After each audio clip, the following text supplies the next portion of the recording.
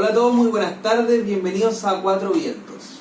En el capítulo de hoy vamos a hablar sobre el tema de la economía, de cómo fortalecer las economías locales y qué podemos hacer nosotros en el escenario actual económico.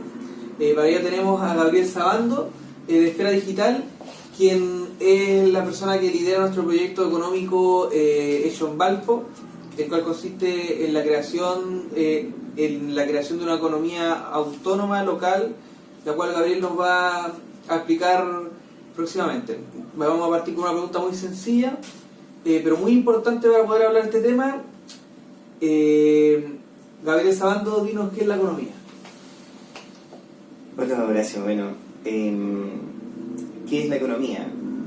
Queríamos partir explicando qué es la economía, porque es el fundamento de lo que estamos haciendo y está tan tergiversado el concepto que es difícil recurrir a él sin definirlo.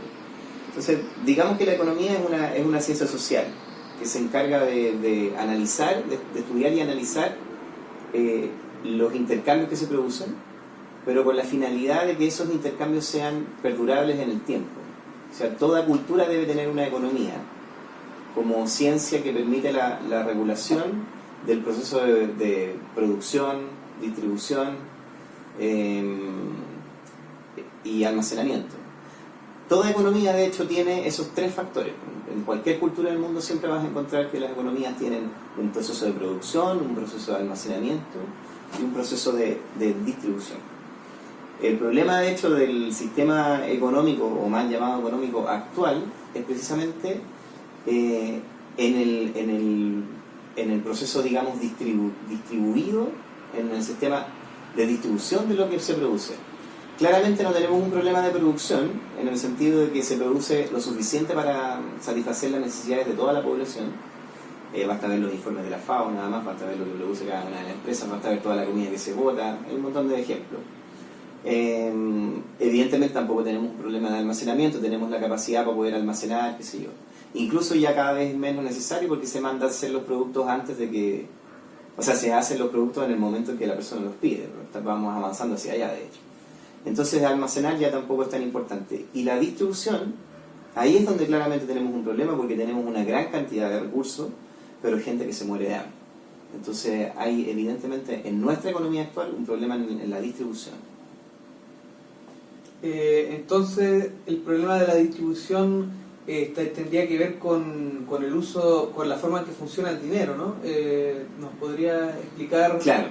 Dónde estaría el problema en sí de la distribución? Claro, el origen del problema en la distribución es que se creó un sistema financiero, un método de generar el intercambio, que conocemos como sistema financiero, que es el que está diseñado para que se concentre la riqueza. Y eso es lo que vamos a explicar, eso es lo que vamos a explicar ahora, para llegar luego a terminar explicando el tema de las monedas sociales. Pero ¿por qué ocurre esto? Porque el dinero, todo el dinero, debiera tener, y eso lo dicen todos los textos, debiera tener tres características principales. Una, el dinero, para que sirva como tal, tiene que ser un medio de intercambio. Al mismo tiempo tiene que ser una reserva de valor. ¿Ok? Y también tiene que ser una unidad de medida. Pero eso nos genera un problema porque hay dos conceptos ahí que son contradictorios. El dinero, cuando es unidad de medida y al mismo tiempo es una reserva de valor, vale decir algo que uno guarda, algo con lo que uno reserva valor, vale decir un ahorro, digamos, en simple, se distorsiona la economía. Se distorsiona la economía porque lo que debiera ser el dinero es algo totalmente distinto a lo que hace. Tú me habías mencionado anteriormente, que la crisis del 2018 es un evento que nos muestra, que es un buen ejemplo de cómo funciona la economía actual. ¿Nos podrías explicar? Claro. Pero antes de hablar de eso, yo creo que, o para poder entender ese fenómeno, en realidad, para poder entender ese fenómeno hay que entender que el dinero para que funcione realmente como nosotros necesitamos que funcione para tener un sistema equilibrado, es el siguiente. El dinero tiene que ser una representación del valor de las cosas. No tiene que ser nada más que eso. Y luego puede uno crear una moneda que es útil para hacer el intercambio, nada más. Pero el dinero en sí solamente debiera ser una representación del valor de las cosas. Y yo siempre lo pongo así para que la gente lo entienda. Es muy sencillo. Supón tú que en una economía real tú tienes tres cosas, nada más. Toda la economía del mundo se reduce a estas tres cosas. Es todo lo que se produjo. Se produjo una mesa, se produjo, qué sé yo, una puerta, se produjo una cama. ¿Ya? Esas tres cosas se lograron producir. Y cada una de esas cosas vale,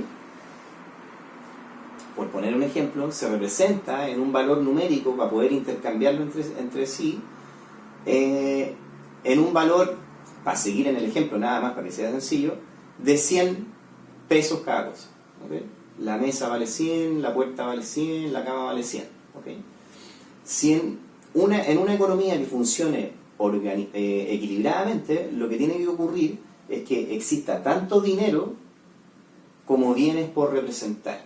Pero no puede existir mucho más dinero que los bienes que hay que representar con ese dinero. ¿Me cachai? En una economía como la que te estoy planteando, ¿cuánto dinero debería haber? Si hay 3 objetos y cada uno de esos objetos vale 100 pesos, ¿cuánto dinero deberíamos crear? Claro, el mismo que de los objetos que hay. Claro, ¿cuánto sería? 300 pesos. 300 pesos. ¿Me cachai? Entonces la economía, en este ejemplo sencillo, obviamente básico, debiera tener esa cantidad de dinero. ¿Por qué?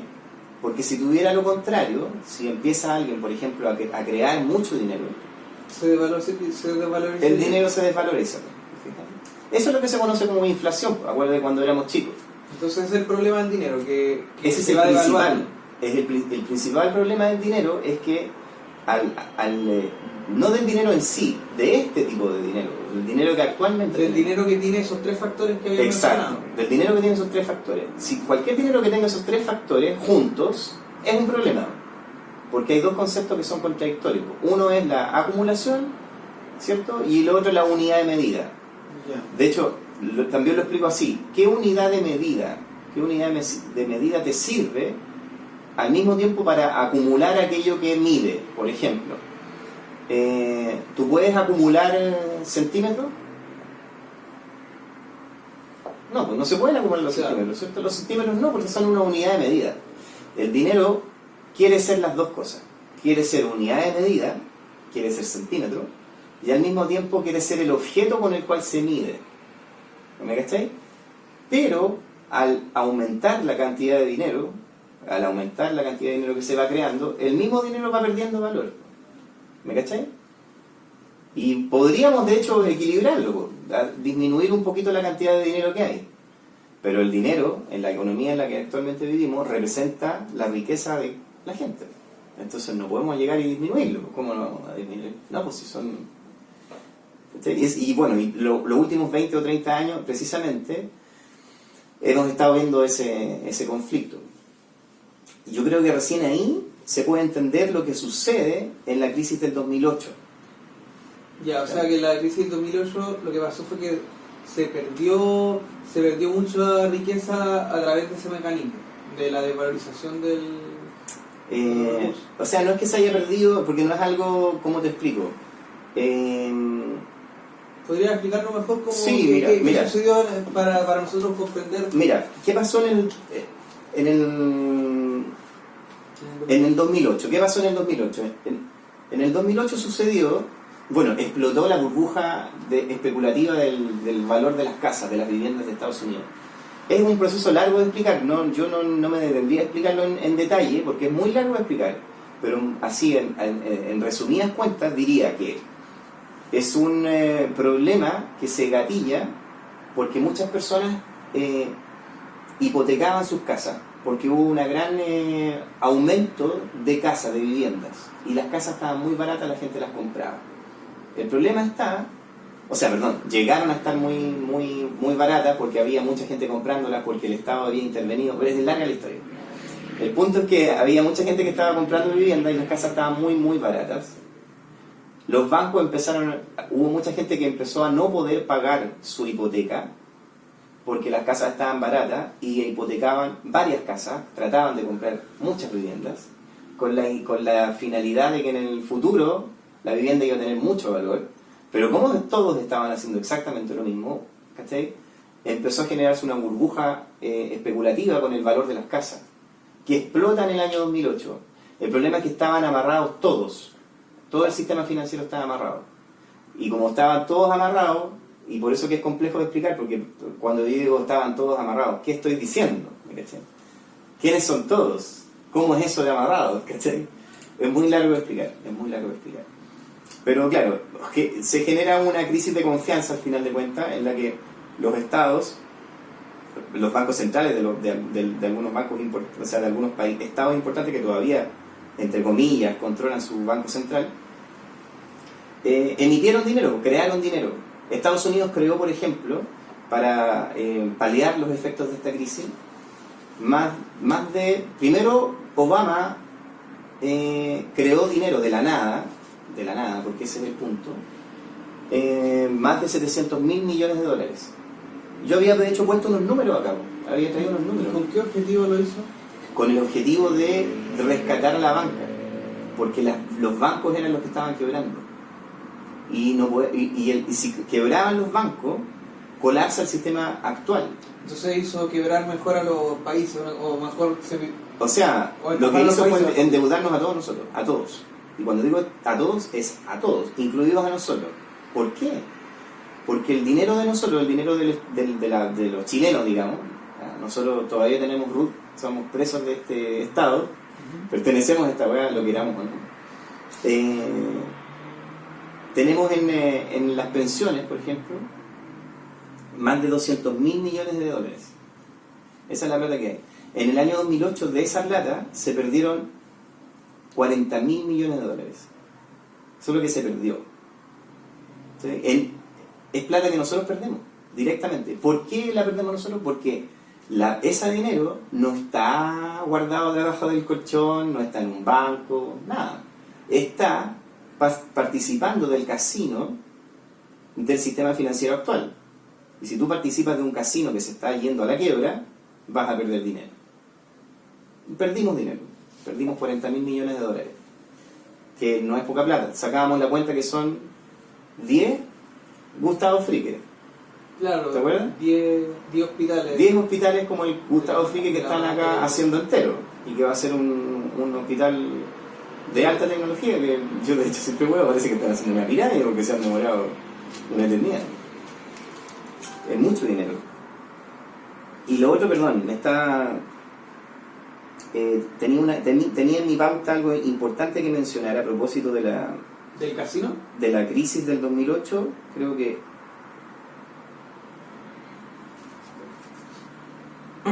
no, yo quería mencionar unos números, eso era, perdón. Unos datos. Aparte de los que ya di, el 53% del dinero de nosotros, del dinero del Estado chileno, está en dólares. Entonces, si el dólar pierde valor, tu dinero pierde valor porque una parte de ese dinero es dólares, ¿me cachai? Entonces hay muchas razones, hay muchas formas a través de las cuales nosotros podemos perfectamente, perdemos de hecho dinero todo el rato, participando de un sistema financiero que es una estafa global muy bien montada, ¿no? Bueno, tú nos mencionaste recién, relacionaste el sistema financiero con la palabra casino, que me parece muy bien, y me gustaría que nos explique qué pasó, qué fue tan relevante que ocurrió en este casino en los años 40. Sí, me estaba olvidando de dar esos datos. Tienes toda la razón. Una de las cosas que yo iba a mencionar... un casino en esa época, ¿no? No. Tú te refieres a los acuerdos de Bretton Woods. Claro. Sí. Mira, eso fue una cosa. Lo que pasó es que yo quería mencionar 3 elementos que los tengo acá están. Los tenía guardados porque mi mente puede ser muy frágil. Claro, hay tres hitos importantes para entender el sistema financiero actual. Uno son los acuerdos de Bretton Woods. ¿Qué son los acuerdos de Bretton Woods? En el año 1944, cuando terminó la Segunda Guerra Mundial... ¿Terminó en el 44? O sea, a fines de 44. De hecho, esto es... Los acuerdos de Bretton Woods son a mediados de ese mes, de ese año, ya ni me acuerdo. 2 días, junio, julio, ya ni me acuerdo, son los últimos días de junio, julio. Ya. Bueno, pero el dato lo pueden buscar, no es relevante. El punto es que en 1944 se firman los acuerdos de Bretton Woods. ¿Y en qué consisten estos acuerdos? Consisten básicamente en crear dos organizaciones, el Fondo Monetario Internacional y el Banco Mundial. ¿Ok? Se crean esas dos instituciones. No voy a explicar para qué, porque yo creo que ya todo el mundo sabe cuál es el papel que juegan. O por último lo pueden buscar, no es relevante para lo que voy a explicar. Y además se llega al acuerdo de que las monedas del mundo iban a estar respaldadas en dólares. Hasta ese momento el dinero, o los estados en general, respaldaban todas sus monedas. Los franceses respaldaban su moneda en oro, los ingleses en oro, todos oro y plata, respaldaban sus monedas. O sea, si tú ibas al banco y con $1, qué sé yo, recibías una cierta cantidad de oro. Era válido por oro el dinero, hasta los acuerdos de Bretton Woods. ¿Ok? Un poco antes también, bueno, larga historia. El punto es que en 1944 se llega al acuerdo de que Estados Unidos iba a respaldar su dólar en oro, pero el resto de los países iban a respaldar sus monedas en dólares, ya no en oro. Y Estados Unidos iba a proteger el oro, iba a cuidar el oro. Ese era el acuerdo. ¿Y eso qué beneficiaría al resto de países como para que ellos quisieran someterse a eso? Mira, no es que los beneficiara o no. Más que nada es que habían perdido la guerra. Y los que no habían perdido la guerra habían participado directamente en ella. Estados Unidos tenía una ventaja estratégica, porque Estados Unidos fue el país que se hizo potencia entre las guerras, gracias a las guerras de hecho, porque no participó en su territorio la guerra. Se metió al final además y se metió al final en las 2 veces, ¿cachai? Y el resto se mantuvo vendiendo armas, ¿cachai? Las fábricas de Estados Unidos vendían enormemente. Hay un libro muy interesante del general Butler que habla del tema. Un marín muy condecorado gringo. La guerra es una estafa, se llama su libro. Lo recomiendo para que lo lean. Las guerras crearon el imperio norteamericano. Hasta el día de hoy, de hecho el otro día había un papanatas gringo, no me acuerdo qué cargo tenía, no me acuerdo si era un comentarista, no lo recuerdo, lo escuché muy al paso, pero decía que a Estados Unidos le hacía falta otra guerra. Pero Estados Unidos siempre ha resuelto sus problemas económicos con guerra, porque tiene una industria armamentista muy grande. Y cuando estás en guerra, los demás países te tienen que comprar armas, se venden cosas. Es un negocio. Es un negocio al final, es un negocio. Y por eso es un problema, de hecho, para nosotros en la actualidad. Por tener una potencia tan grande como Estados Unidos, cuyo negocio es la guerra, es un problema. ¿Y ese desarrollo qué consecuencias tuvo? ¿En qué terminó? ¿Qué pasó? Bueno, en los acuerdos de Bretton Woods, a pesar de que los países, obviamente los países luego se fueron armando, cada uno de los países se transformó en una potencia. Francia siempre lo fue, pero creció después de la Segunda Guerra Mundial. O sea, Alemania... ¿Inglaterra igual firmó el acuerdo? Sí, sí. Sí. Pero es que ellos quedaron favorecidos, porque ellos son los que controlan el Fondo Monetario Internacional, el Banco Mundial. Crearon esas instituciones con fondos que cada uno de ellos aportó en un porcentaje. El que más puso dinero fue Estados Unidos, y por lo tanto las centrales del Fondo Monetario Internacional y del Banco Mundial están en Estados Unidos. Y por eso Estados Unidos al final es el que más controla al Fondo Monetario Internacional, que termina siendo un instrumento más para poder imponer políticas económicas en el resto del mundo.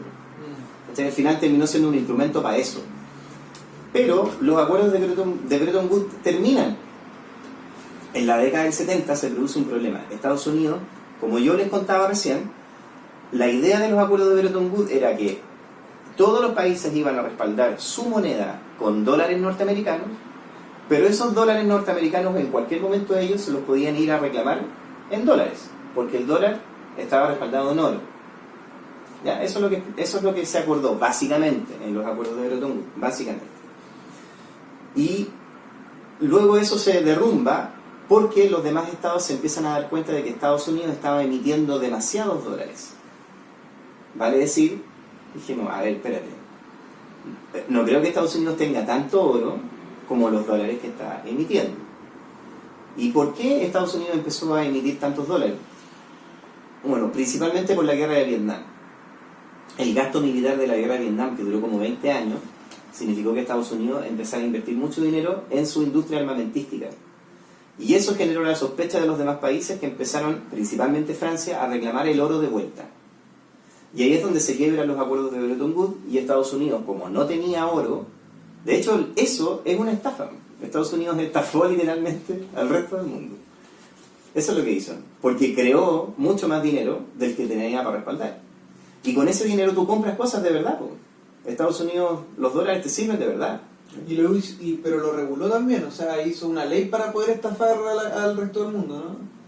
O sea, hizo de manera regular la creación de dinero falso, ¿o no? ¿O eso no, la única razón por la que el dólar se sigue ocupando como una moneda válida no es porque no haya estafado al resto, es porque buscó otras formas de seguir siendo valioso el dólar. Por ejemplo, ¿qué hizo?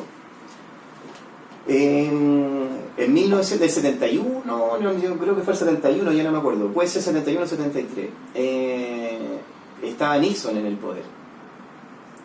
Y Nixon, bueno, después de que el general de Gaulle haya reclamado el oro, los franceses fueron a reclamar su oro y fueron con buques de guerras a recuperar el oro, y recuperaron el oro, que Estados Unidos les pasó oro. El problema es que eso generó que otros países también dijeran, oye, ¿sabes que nosotros también queremos recuperar el oro?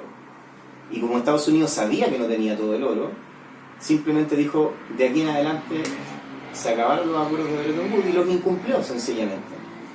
¿Por qué los puede incumplir? Los puede incumplir porque tiene flota dentro de los 5 continentes, porque es una potencia bélica gigantesca. Pero eso no significaba que alguien no iba a poder empezar a utilizar otro dinero. Y si empezaban a utilizar otro dinero, Estados Unidos iba a perder una de las piezas claves del poder imperialista de Estados Unidos, que es su dólar. Entonces lo que hizo fue Nixon hablar con los árabes, ponerse de acuerdo con los árabes y establecer lo que se conoce como el petrodólar. Ah, ya, con los árabes de Arabia Saudita cuando... Sí. Y así mantuvieron al dólar... Claro, ¿qué es lo que pasó ahí? Valioso. Claro, lo mantuvieron valioso porque lo que hicieron fue que el acuerdo entre... Bueno, no podemos imaginar qué habría pasado si los árabes le dicen que no a Estados Unidos. Lo que pasó con Siria, lo que pasó con Irak, es fácil de adivinar lo que habría pasado con los árabes de haber dicho que no.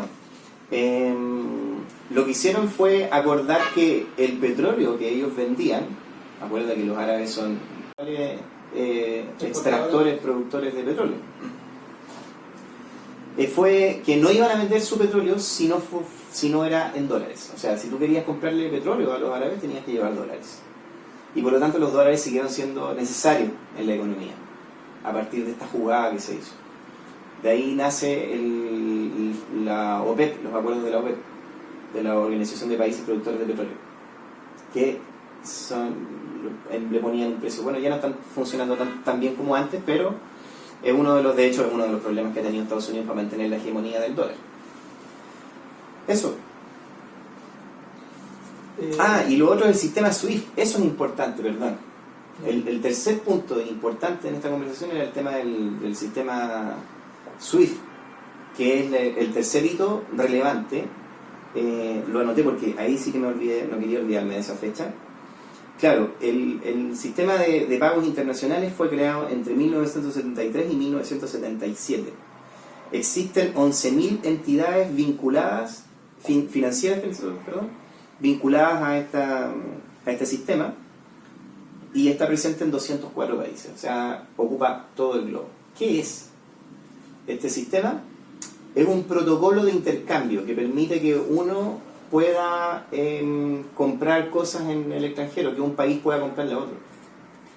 Y es importante porque a través de ese sistema, un grupo de banqueros, que son los que crearon el sistema, este protocolo,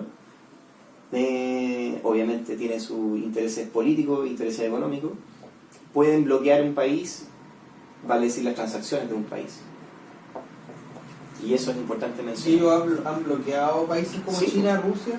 Sí, pues, por supuesto. ¿Han bloqueado? Sí, pues. De hecho, bloquearon hace poco a una compra que necesitaba hacer India a Rusia, porque Rusia le había vendido unos buques, armas de guerra, no me acuerdo bien, necesitaban mantenimiento. Y por lo tanto necesitaban hacer una compra importante en repuesto y cosas así a Rusia, los indios. Y no pudieron comprarlo porque Pero ¿por qué Estados Unidos solo... O sea, no Estados Unidos. ¿Y por qué una economía sería tan dependiente de eso, del sistema swinger? Del sistema swing. Mira, yo creo que porque esto no es una cosa solamente tecnológica, hay factores políticos que influyen en qué sistema de intercambio vamos a utilizar. Entonces, es lo que he tratado un poco de explicar en este... Por eso me parece extraño, porque si bien, como tú estás diciendo, de algo político y demás que sí, ¿por qué en vista de eso Rusia y China se amoldarían al sistema swing? Bueno, de hecho ellos... Mira, es interesante la pregunta porque permite responder dos cosas bien interesantes. Datos, estos son datos concretos, no hay ninguna especulación, es un dato concreto. A partir de esos datos uno puede fácilmente aventurar una hipótesis, pero los datos son ahí, concretos. ¿Ya? Por ejemplo, mataron a Kennedy. Kennedy es una persona que se metió en muchos problemas, como estaba diciendo, y dentro de las personas con las que se metió en problemas era la Reserva Federal de Estados Unidos. ¿Qué es lo que hizo? Le quitó a la Reserva Federal de Estados Unidos la emisión de dólares. Empezó a emitir dólares americanos. Con un decreto ley que no me acuerdo cuál es el que firmó. Durante un tiempo entonces Estados Unidos emitió sus propios dólares. Sí, no lo dejó en manos de la Reserva. Y luego de eso liquidaron a Kennedy. O sea, no es difícil sospechar quién estuvo detrás de eso. Porque se metió en problemas mucha gente en realidad Kennedy. Pero el peso pesado en el que se metió fue eso. Y además le había pasado también años atrás, siglos atrás, a Abraham Lincoln, le había pasado exactamente lo mismo. Le pasó al presidente iraquí, al dictador iraquí Saddam Hussein. Le pasó. Saddam Hussein estaba dentro de este acuerdo también de vender el petróleo en dólares, pero decidió salirse del acuerdo. Y dijo, ¿sabes qué? Yo voy a empezar a vender mi petróleo en euros. Resultado... ¿En serio? ¿Por qué no? Porque era una jugada estratégica, sí, pues era una jugada que tenía, y que de hecho le salió mal porque lo terminaron matando. ¿Y alguna jugada, y en esto, qué relación podríamos tener con Siria, por ejemplo? O sea, me refiero, ¿qué relación tendría Siria con esto, por ejemplo? ¿Siria está también del ligado de la economía del casino internacional? Sí, pero en una segunda línea, por el espacio territorial que ocupa Siria. La estrategia de Siria lo estratégico de Siria es su ubicación principalmente, es la ubicación que tiene. Pero por ejemplo en Siria no pudieron intervenir, pues tuvieron que Rusia puso un límite ahí en Siria, el límite lo pusieron en Siria. Podrían haberlo puesto antes, pero lo pusieron en Siria. Bueno, lo pusieron ahí también porque Rusia tiene bases ahí también. Rusia tiene bases militares en Siria y no puede permitir obviamente que Estados Unidos le quite sus bases Siria, y por lo tanto lo dejó hasta ahí nomás. Pero también lo hicieron con Gaddafi. Con Gaddafi también hicieron lo mismo. Gaddafi pensaba hacer una moneda que se iba a llamar Unión Africana o algo así, no me acuerdo cómo se llama su moneda, iba a estar respaldada en oro y él iba a ocupar esa moneda para vender el petróleo del Líbano. ¿Me caché? Y lo mataron. También lo mataron. Y lo saquearon además. Lo saquearon además del Estado libio. Porque las cuentas que se controlan a través del Estado del sistema SWIFT hicieron desaparecer la plata. Nunca más supimos qué pasó con ese dinero. Quedó confiscado por Estados Unidos. ¿Caché? Eso fue un robo. Bueno, y en vista de lo que está pasando en el escenario internacional, la historia, lo que hemos hablado, ¿qué podemos hacer nosotros en este escenario? ¿Cómo podemos fortalecer nuestra economía? Mira, ahí yo creo que estamos frente a una oportunidad. porque estamos en un momento en el que Estados Unidos está perdiendo su poderío, el dólar está perdiendo el poderío que tiene, y nos enfrentamos a un escenario en el que va a haber una diversidad de monedas. Eso por el lado político solamente. Ahora, si uno lo mira por el lado tecnológico, también están surgiendo nuevas monedas. O sea, ya existe PayPal, monedas o medios de pago. Existe PayPal, existe Bitcoin, existe Faircoin, qué sé yo, existen un montón de monedas virtuales. Y además existen monedas sociales. Y a nosotros nos interesa hacer nuestra propia moneda, que sea una moneda social, es lo que vamos a explicar ahora. Y es importante porque si tú te das cuenta, luego de todo lo que hemos hablado de cómo funciona el sistema financiero, a pesar de que lo tratamos de reducir, creo que se puede entender que efectivamente, si uno no controla su propia moneda, si no crea su propio sistema de intercambio, va a estar permanentemente atado al sistema de intercambio y a los vaivenes que tiene ese sistema de intercambio ajeno a uno, y que además te roba, especula con tu dinero, te quita tu plata. O sea, es un desastre.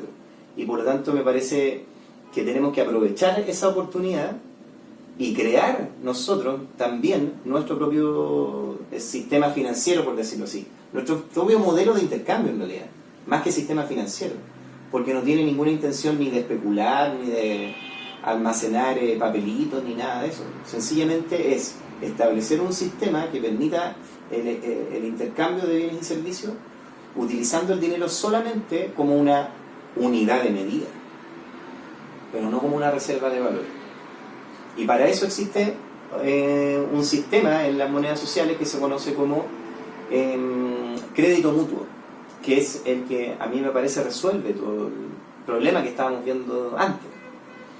¿Sí? Porque como el dinero es algo que como decíamos, el dinero como lo tienen definido, además de ser unidad de medida y medio de intercambio, es reserva de valor. Y cuando es reserva de valor se generan todos esos problemas. ¿Me caché? Entonces lo primero que hay que hacer es tener un sistema de intercambio que no permita que se genere esa acumulación. Y eso se conoce como crédito mutuo. Y para realizar eso, ¿tú tienes pensado algunos pasos? ¿Va a hacer una charla en la que va a conversar sobre ese tema? Sí, vamos a planificar yo creo que en octubre podríamos hacer algo para poder explicar más en detalle el tema, pero aún así quería cerrar hablando de la moneda, sí, porque hemos hablado harto de otras cosas, pero de la moneda social, que al final es nuestro proyecto y es lo que queremos presentar, creo que tenemos que darle un poco más de espacio. La moneda social que nosotros queremos hacer ni siquiera tiene nombre. El proyecto se llama Hecho en Valpo, pero queremos que la moneda en sí, el instrumento, tenga un nombre que escojamos entre todos, porque nos pongamos de acuerdo qué nombre le vamos a poner. Lo hemos organizado como Hecho en Valparaíso y va a funcionar, como les digo, con una moneda social de crédito mutuo. ¿Qué es el crédito mutuo? El crédito mutuo es un sistema en el que todas las personas que participan de él parten con un saldo en cero. O sea, todos tenemos un saldo cero en nuestro registro. De hecho, la idea en nuestro proyecto, lo que vamos a hacer es una plataforma digital en la que tú vas a poder hacer esas transacciones, vas a poder hacer esos pagos con una moneda social, con esta moneda social. Vas a poder hacer pagos con otras personas que también estén dentro de la misma red. Y se establece como un margen en el que uno tiene algo de crédito, por decirlo así, se va a entender. Decía que todos partimos con un saldo de cero, pero podemos endeudarnos, por ejemplo, comprando algo, hasta quedar con un saldo que nosotros decidimos. ¿Cuál va a ser el saldo mínimo al que una persona, o cuál es todo lo que una persona puede gastar? Y le ponemos, por ejemplo, como techo 100.000. Yo siempre digo 100.000 pesos para que nos entendamos. Pueden ser 50, da lo mismo, no es relevante. Pueden ser pesos, dólares, euros, palitos, lo que sea. Pero nos ponemos de acuerdo con un monto al que cada uno de nosotros se compromete, en el sentido de que cada vez que tú pagas algo, de tus cuentas que parten cero se descuenta algo, hasta llegar a 100, no podéis sobrepasar ese límite. ¿Me caché? ¿Para qué? Para que la gente recupere su saldo también, luego vendiendo algo u ofreciendo algún servicio dentro de la red. Y para que no se genere un desequilibrio muy grande, uno establece esos límites. Claro, o sea, ahí en ese sistema no se podría acumular el dinero, entonces no se podría especular con el valor del dinero, sino que tú podrías acumular las mismas riquezas que te daría el intercambio del dinero. Claro, sí, bueno, si alguien tiene la obsesión de juntar zapallos, puede juntar zapallos. Pero claro, esto no se puede juntar porque técnicamente no es posible. Claro. Entonces, está hecho especialmente para intercambiar. Claro, de hecho nunca podemos no tener nada hecho, no tener papel real, ni siquiera necesitáis papel en realidad, porque solamente se intercambian saldos, pero nada más que eso. Entonces lo que uno hace es sencillamente tener el dinero que hay que crear como una referencia de valor nomás, pues, para decir, mira, esto va a costar 15 pesos, 20 pesos, 20, lo que sea que se llame la moneda. Yo siempre soy de la idea de que usemos como referencia la moneda que se usa en el país para que la gente nos entienda y diga, mira, ¿cuánto cuesta esto? Pucha, esto cuesta 2.000. Ah, ya, sí, es razonable, ¿me caché? Si te digo que cuesta 100.000, me miráis como raro. Entonces, para no generar esas distorsiones, yo recomiendo siempre que se use la moneda de curso legal como referencia. Por ejemplo, en Madrid hay una moneda social que se llama el boniato. Y el boniato tiene una equivalencia con el euro. ¿Me cachai? Para que la gente no se pierda. ¿Okay? Porque además con esta moneda tú no estás obligado a pagar el 100% de algo que compras. Por ejemplo, podéis pagar un porcentaje. Suponte que vais a una feria, que estamos de hecho organizando en la Casona, se organiza una feria, y tú quieres comprar con la moneda social, podéis, y algo vale, no sé, pues 2.000 pesos, y pagáis una luca con moneda social y la otra luca con pesos chilenos. ¿Cachai? Esa es una de las ventajas del crédito mutuo, de la moneda social, que como es tu saldo, tú lo manejas como quieres. Y eso al mismo tiempo también lo puede manejar la persona que recibe el pago. ¿Sí? La persona que recibe el pago podría también poner como límite, decir, mira, yo como necesito, esto es un modelo de transición obviamente, porque estamos insertos en el sistema en el que estamos. No podemos crear una moneda y pensar que con eso estamos aparte del mundo. Vamos a seguir estando en el mundo y vamos a seguir necesitando del dinero del mundo. La idea es sentar las bases para que podamos en algún momento... Claro, salir y juntarnos, y de hecho, y por eso digo que estamos en una oportunidad, porque estamos en una oportunidad en la que las monedas se están diversificando, el dólar va a caer y la gente evidentemente no le va a tener confianza a una moneda que no está respaldada en absolutamente nada. ¿Okay? Y por lo tanto ahí hay una oportunidad que tenemos que ser capaces de tomar y tener nuestra propia moneda. Te contaba que Google iba a tener su propia moneda, Facebook está trabajando en tener su propia moneda. Vamos para allá, pues. Y vaya a poder después tú intercambiar con tu moneda de Facebook cosas que puedas comprar con monedas de Google, ¿me caché? Vaya a poder intercambiar saldos si queréis de Google o de Facebook.